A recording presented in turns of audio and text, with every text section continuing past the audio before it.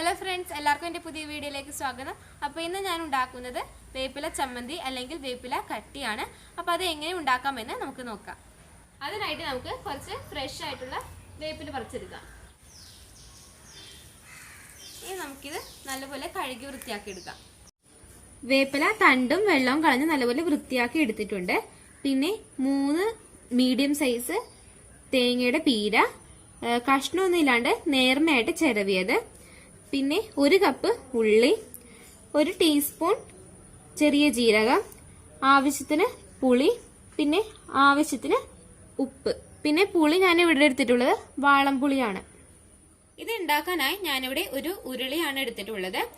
നിങ്ങൾക്ക് ഉരുളി ഇല്ലെങ്കിൽ ഒരു കട്ടിയുള്ള പാത്രം എടുത്താൽ മതി. ഇനി നമുക്ക് ഇതിലേക്ക് വേപ്പില ഇട്ട് കൊടുക്കാം. ഒരു തേങ്ങയ്ക്ക് ഒരു വലിയ പിടി വേപ്പിലയാണ് ഇട്ട് കൊടുക്കുന്നത്. അതിന് പ്രത്യേകിച്ച് കണക്കൊന്നുമില്ല.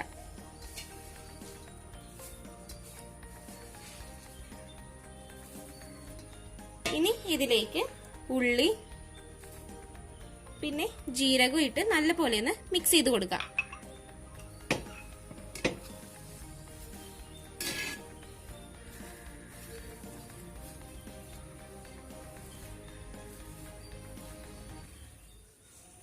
ഇനി നമുക്കിത് ചെറിയ തീയിൽ വറുത്തെടുക്കാം.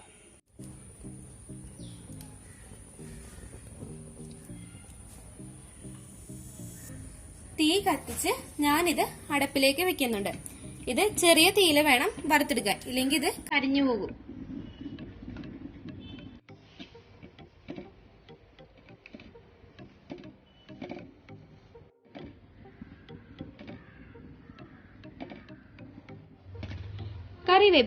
കറിവേപ്പിലയുടെ ഗുണങ്ങൾ പറഞ്ഞാലും തീരില്ല. ദിവസവും അതിരാവിലെ വേപ്പില അരച്ചത് കഴിക്കുകയാണെങ്കിൽ ടൈപ്പ് 2 പ്രമേഹത്തിൽ നിന്ന് രക്ഷപ്പെടാം. കണ്ണുകളുടെ ആരോഗ്യത്തിന് വേപ്പില വളരെ നല്ലതാണ്. കൂടാതെ അമിതഭാരം, അമിതവണ്ണം, പൈൽസ് മൂലമുള്ള രോഗങ്ങൾ എന്നിവയ്ക്ക് ദിവസേന വേപ്പില കഴിക്കുന്നത് ഗുണകരമാണ്. പീര നല്ലപോലെ ബ്രൗൺ ആയിട്ടുണ്ട്. ഇത് ബ്രൗൺ ആകുമ്പോഴേക്കും നമുക്ക് വറുക്കൽ നിർത്താം. ഇനി ഇതിലേക്ക് 1/2 ടീസ്പൂൺ മഞ്ഞൾപ്പൊടി, 1/2 ടീസ്പൂൺ മുളക് പൊടി, ആവശ്യത്തിന് ഉപ്പ്. ഇനി നമുക്ക് ഇത് നല്ലപോലെ ഇളക്കി കൊടുക്കാം. ഇത് വറുക്കുമ്പോഴേക്കും എണ്ണ ഒഴിക്കാണ്ട് വേണം വറുത്തെടുക്കാൻ. ഇനി നമുക്കിത് അടപ്പിൽ നിന്ന് മാറ്റിയെടുക്കാം.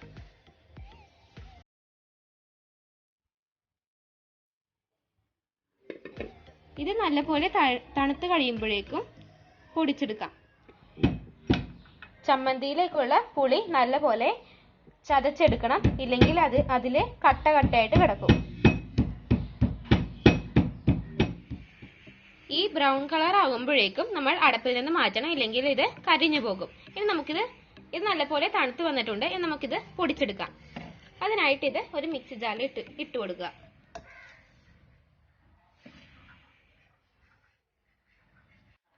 ഇത് നിറച്ചിടരുത്, പിന്നെ അടിച്ചെടുക്കുമ്പോൾ അരഞ്ഞു പോകരുത്. ഇത് തരിയായിട്ട് പൊടിച്ചെടുക്കുക.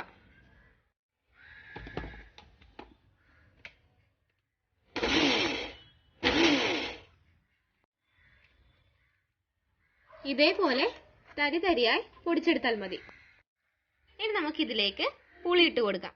എന്നിട്ട് നല്ലപോലെ തിരുമ്മി കൊടുക്കുക. ഇത് മിക്സിയിലിട്ട് അടിക്കുമ്പോഴേക്കും എല്ലായിടത്തും എത്തിച്ചേരാത്തതുകൊണ്ടാണ് നമ്മൾ ഇതേപോലെ അവസാനം തിരുമ്മി കൊടുക്കുന്നത്. നിങ്ങളുടെ ആവശ്യത്തിന് പുളി ഇട്ട് കൊടുത്താൽ മതി.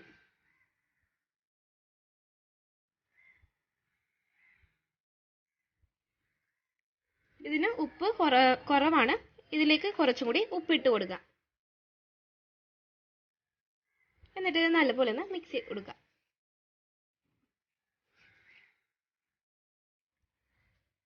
അങ്ങനെ നമ്മുടെ വേപ്പില ചമ്മന്തി ഇവിടെ റെഡി ആയിട്ടുണ്ട്. അപ്പൊ നമുക്കിതൊന്ന് ടേസ്റ്റ് ചെയ്ത് നോക്കാം.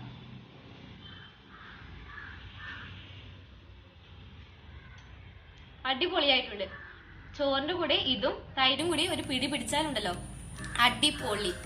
അപ്പൊ ഈ വീഡിയോ ഇഷ്ടമായ ലൈക്ക് ചെയ്യുക, ഷെയർ ചെയ്യുക, എന്റെ ചാനൽ സബ്സ്ക്രൈബ് ചെയ്ത് തൊട്ടടുത്ത ബെല്ലൈക്കനും കൂടി അമർത്തിയാൽ ഞാൻ ഇടുന്ന വീഡിയോസ് നിങ്ങൾക്ക് അപ്പോൾ തന്നെ ലഭിക്കുന്നതാണ്.